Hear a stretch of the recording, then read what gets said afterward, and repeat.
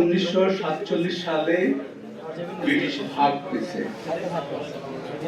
তারপরে 71 হয়েছে কত বছর পরে, 24 বছর পরে, 90 হয়েছে যে 19 বছর পরে, 24 হলো এবার 34 বছর পরে। আপনারা নিশ্চিত থাকেন, যদি আপনারা এই বঞ্চিত মানুষের অধিকার, মানবিক মর্যাদা, ন্যায় বিচার নিশ্চিত করতে না পারেন, আগামী গণঅভ্যুত্থানগুলো হতে বেশি সময় লাগবে না, এটা নিশ্চিত থাকেন।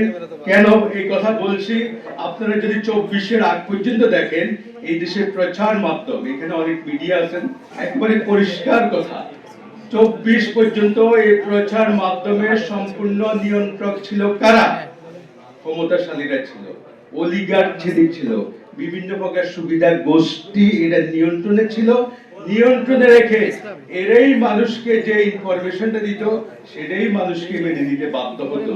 কিন্তু 24-এ এসে প্রত্যেকের হাতে প্রচার মাধ্যম, এখন কিন্তু মানুষ এখন জাজ করতে পারে কোনটা সত্য কোনটা মিথ্যা। তো সেইখান থেকে মানুষ 24-এ কিন্তু জেগে উঠছে, সেইখানে সম্পূর্ণভাবে নিরপেক্ষ ভেন্যু থেকে মানুষ এই আন্দোলনে ঝাঁপিয়ে পড়ছে। তো এই আন্দোলনে আমাদের 1400-এর উপরে শহীদ হয়েছেন, 20,000-এর উপরে আহত হয়েছেন, তাদের মধ্যে অসংখ্য পঙ্গু হয়ে গেছেন। এই পঙ্গুত্বগুলো এতটাই জটিল, আপনারা হয়তো দেখেছেন, বাট আমি একেবারে ওয়েল কানেক্টেড ছিলাম, যে কারণে আমার এইগুলা নিতে অনেক কষ্ট হয়। তো আমি শহীদ পরিবার এখানে যারা আছেন, আপনাদের প্রতি আমি আহ্বান জানাবো, সরকারের সঙ্গে আমার 33 বছরের কাজ করার অভিজ্ঞতা থেকে আপনাদেরকে বলে যাচ্ছি, সেটা হলো এই রাষ্ট্র তখনই আপনার কথা শুনবে যখন এই রাষ্ট্রের গলা টিপে ধরতে পারেন।